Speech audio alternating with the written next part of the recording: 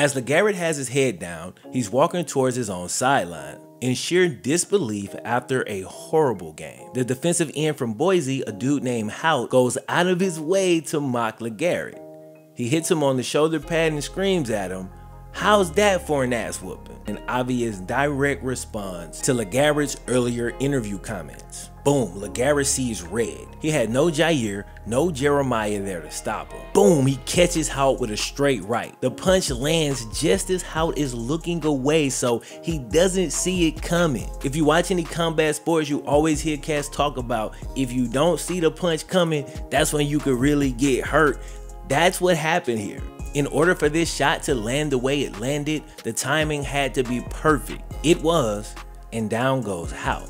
This video was sponsored by Keeps. Adaptation is one of the most astonishing phenomena in this world. Seeing a person adapt to thrive in different environments should inspire admiration. But for many of us growing up, a person changing or evolving over time is something that was always frowned upon.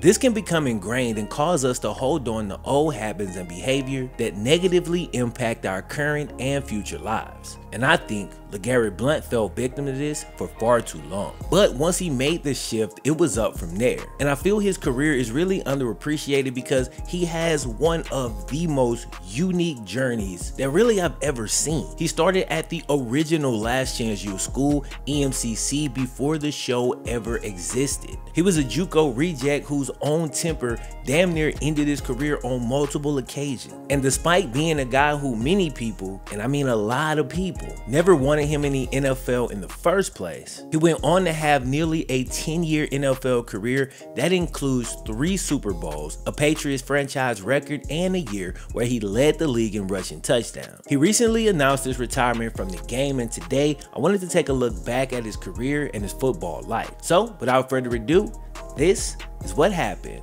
to LeGarrette Blount. Cue the way.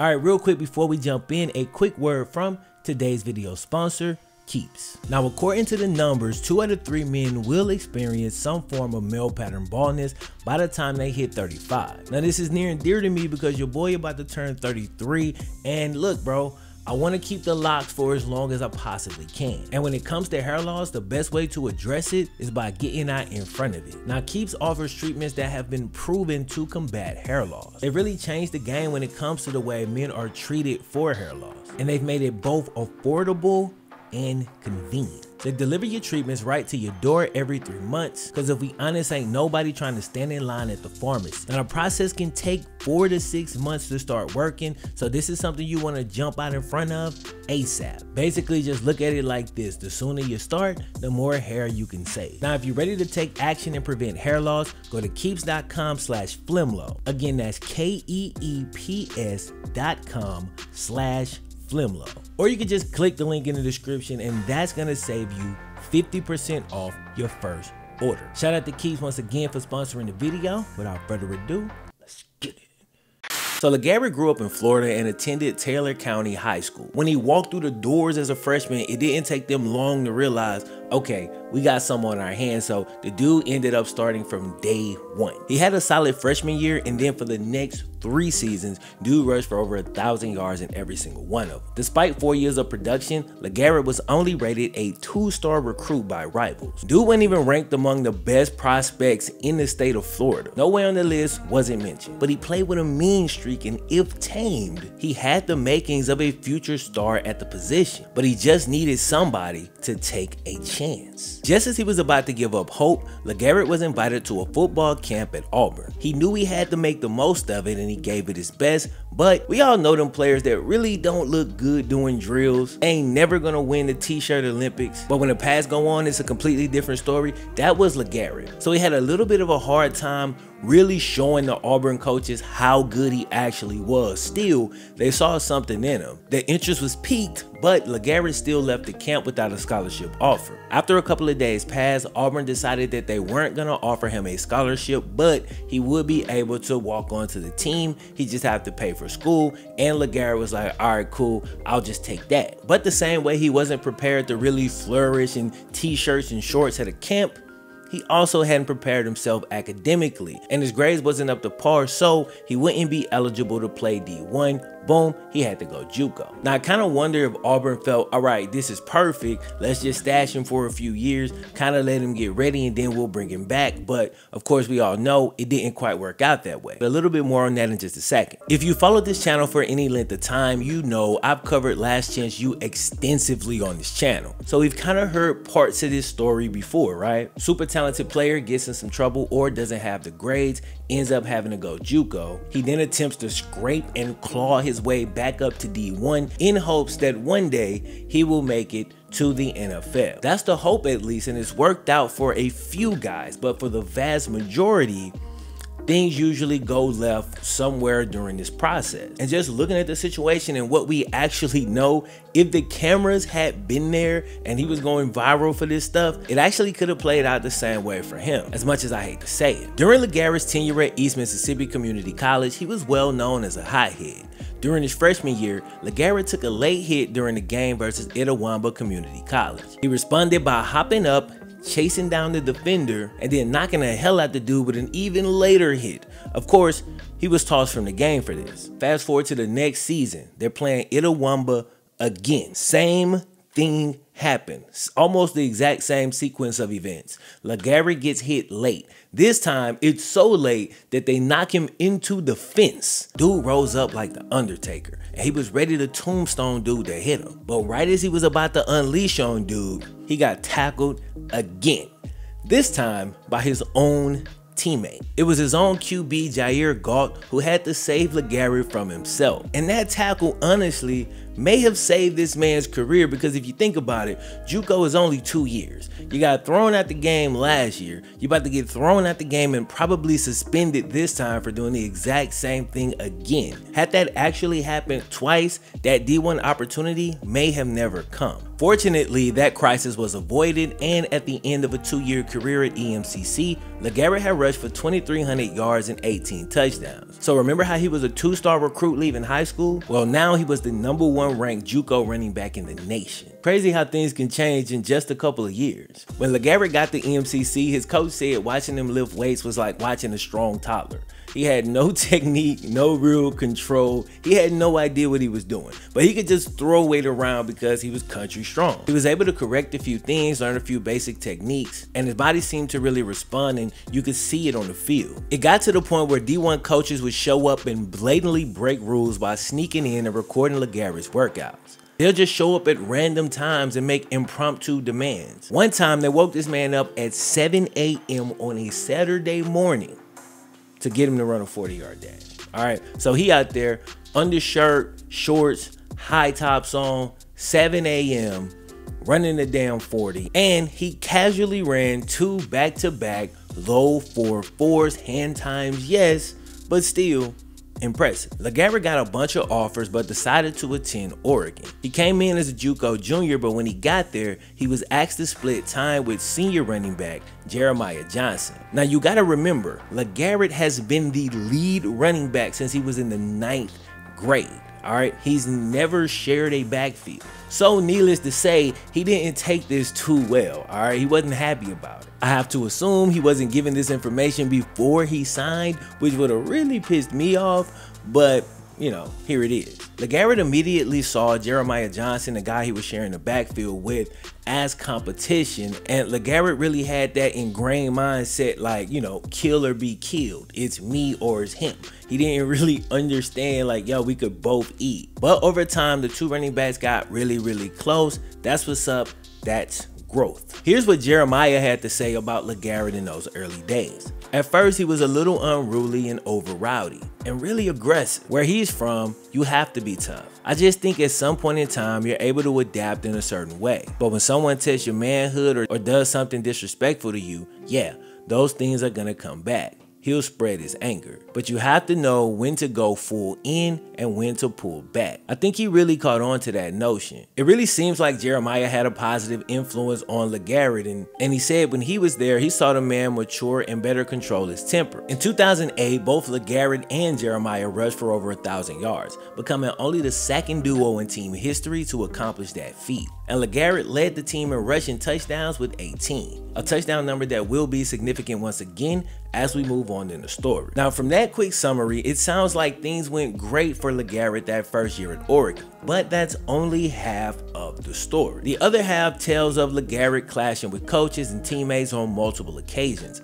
causing him to end up in the coach's doghouse more than a few times. During that offseason, LeGarrette was suspended for missing team workouts, and that seems to have finally woke him up as he showed back up to camp in better shape and with a better attitude. He was shaping up to have a monster season and was named to several award watch lists as everybody was expecting him to have a big year. And the NFL was right within his grasp. It was only one solid season away. But one game into that season, and LeGarrette made the biggest mistake of his football career. A year earlier in 2008, Oregon quarterback Jeremiah Masoli took a late hit versus Boise. It was so bad it forced Masoli, who was a really tough quarterback, out of the game completely. So going into the 2009 season, Oregon was set to face Boise week 1, and LeGarrette had said in the offseason, like leading up to the game, that Oregon owed Boise an ass whooping. That's all great, cool, and fine until you lose the game 19-8, and LeGarrette had just a horrible game on top of that. He rushed for a total of -5 yards. So after the game, obviously, dude was fuming. So when a random Boise State defensive end sought out LeGarrette after the game, dude was begging for trouble. As LeGarrette has his head down, he's walking towards his own sideline in sheer disbelief after a horrible game. The defensive end from Boise, a dude named Hout, goes out of his way to mock LeGarrette. He hits him on the shoulder pad and screams at him. How's that for an ass whooping? Now, I gotta say, LeGarrette has insinuated that there may have been more said than just that, but that's what's reported, so if you look it up, that's the quote that you find. So that's what we're gonna go with here. How's that for an ass whooping? An obvious direct response to LeGarrette's earlier interview comments. Boom, LeGarrette sees red. He had no Jair, no Jeremiah there to stop him. Boom, he catches Hout with a straight right. The punch lands just as Hout is looking away, so he doesn't see it coming. If you watch any combat sports, you always hear cats talk about if you don't see the punch coming, that's when you could really get hurt. That's what happened here. In order for this shot to land the way it landed, the timing had to be perfect. It was, and down goes Hout. Now, the way I see the situation is probably a little more nuanced than most. I believe Hout had a complete 100% right to do what he did. But I will say this, when you provoke a man, it would be wise to know who you dealing with. So unless his goal was for LeGarrette to retaliate and then get in trouble, unless that was his goal, I really don't know what the hell he was thinking. I learned this growing up. You can say whatever you want. You have the right to do that, but you gotta accept the consequences when they come. And if you run up on a grown man while he's pissed off and then rub it in his face, this can happen. As a matter of fact, this is likely to happen. So again, you can do what you want, but you gotta be prepared for the consequences. Now, the exact same thing goes for LeGarrette. You could do what you want. You could respond to this. You could retaliate and punch dude in the face, which is what everybody would want to do in this situation. You could go through with it and it's gonna feel good, but you gotta be prepared to deal with the consequences. And in this case, LeGarrette's consequences was just way too much, bro. Like, the price he would potentially have to pay was way too high. So if I could ask both of them in an honest moment, I'd say, Hoyt, was getting that trash talk off that you had been saving up, was it worth it? And then I'd ask LeGarrette, was reacting on your emotions and giving dude really what he asked for in this situation, was it worth it? They'd both probably say, hell no, it wasn't. Over the next 10+ years, and even to this day, the residue, like the stain from this incident, still remains. LeGarrette became public enemy #1 and was suspended for the entire season. That's gonna be a huge blow in any situation, but especially when you're a senior who needed one good year to get to the NFL, now you're suspended for that year. After one game where you ran for a -5 yards, that is tough. Following the incident, LeGarrette picked up the phone and called Hoyt to apologize. He had blown up like this several times throughout his career, and every single time, including them 2 games in junior college versus Itawamba, every time, like in the aftermath, he'd always feel immense remorse. He knew he shouldn't have did what he did, but he would just continue to lose control time after time after time. Like, it's kind of like Bruce Banner looking at a city that the Hulk just destroyed. It's like, damn, that was low-key me, but I just wasn't in control. As the outrage began to taper off, logic began to be applied to the situation. Analysts and reporters began to question, should a kid who reacted after being provoked following a tough loss have his entire football future taken away from him as a result? People began to question whether a year-long suspension was excessive. And on October 2nd, 2009, about 1 month after LeGarrette's suspension, then Oregon coach Chip Kelly announced that if LeGarrette followed certain guidelines, he would be able to return for the November 7th game versus Stanford. Now, he actually wasn't reinstated in time to play in that game, but the following week, LeGarrette was back in the swaggy Oregon unis as he was allowed to play in the final regular season game versus Oregon State. LeGarrette was able to help lead the Ducks to a victory in that game and then go on to play in the Rose Bowl. And despite only having 14 carries in both games combined, he was able to score a touchdown in each one of them. At Oregon's Pro Day, LeGarrette measured in at 6 feet tall, 241 pounds, and he recorded a 4.59 in the 40-yard dash.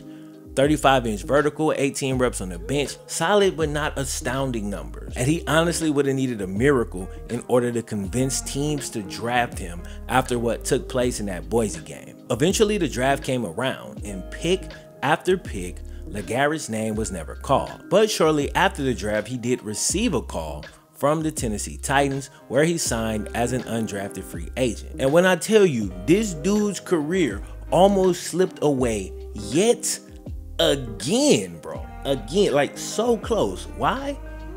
A training camp fight.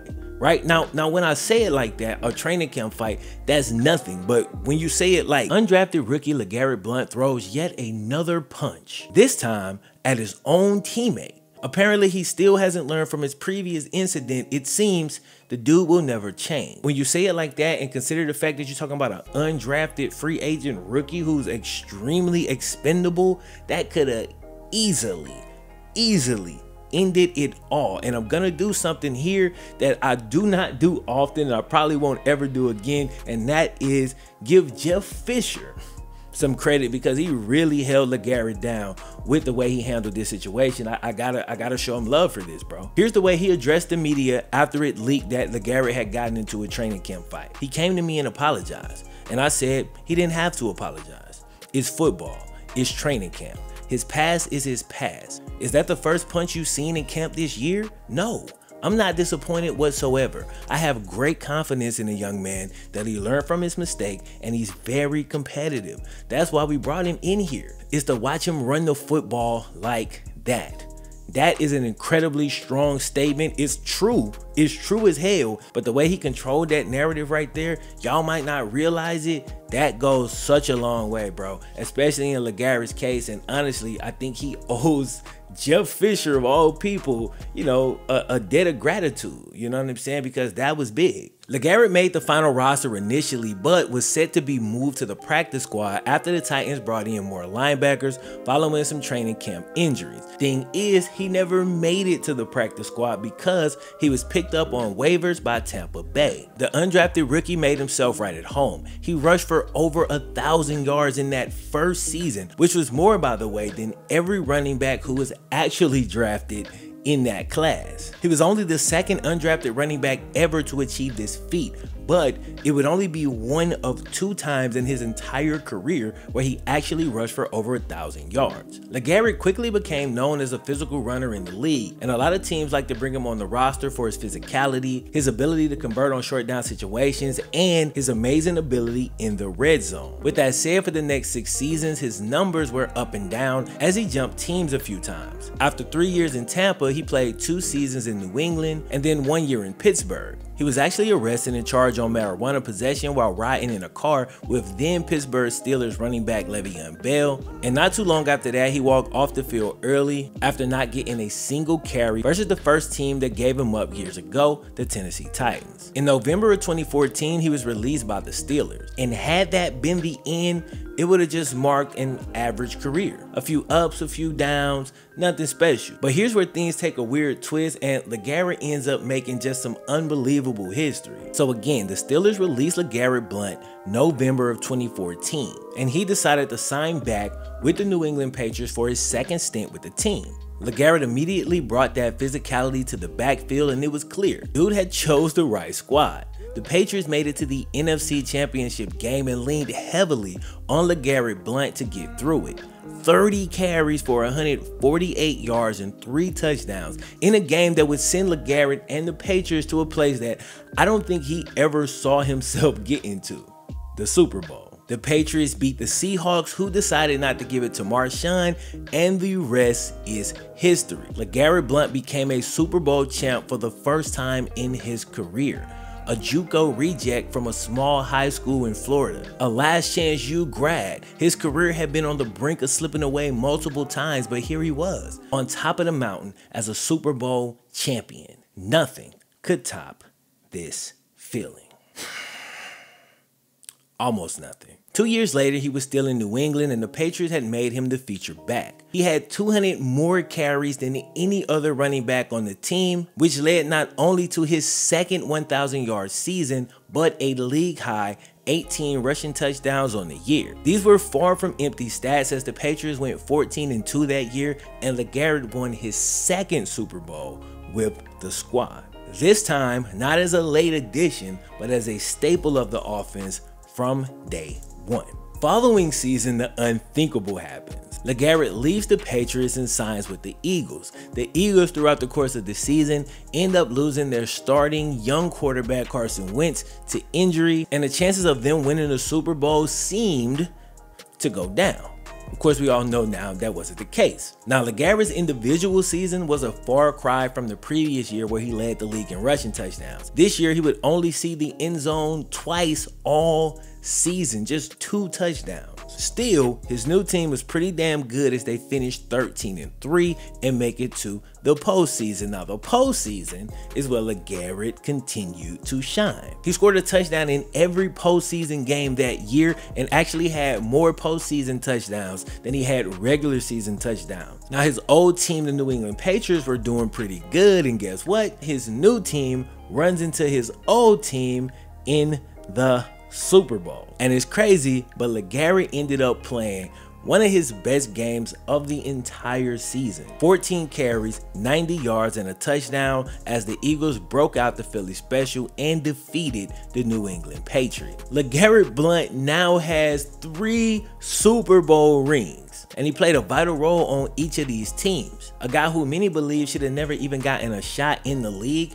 ends up ending his career in historic fashion. His 11 career playoff touchdowns are tied for 6th all time. He was the first New England Patriot to ever lead the league in rushing. It's crazy how he really turned everything around. Now, the following year, he signed with Detroit for one last payday before effectively retiring from the game, but he didn't make it official until about a week ago when he officially announced on his Instagram account. LeGarrette Blount didn't have the typical career by any means, but the uniqueness of what he was able to put together from really high school to the NFL and everything in between is really one of a kind, and it makes it really stand out. But in order to fully appreciate everything he went through and the career he ended up putting together, you got to take a step back from it and look at it in its totality. This was already a long video and I couldn't include everything, but I hope y'all enjoyed it and got a new appreciation for the man once known as blunt force trauma.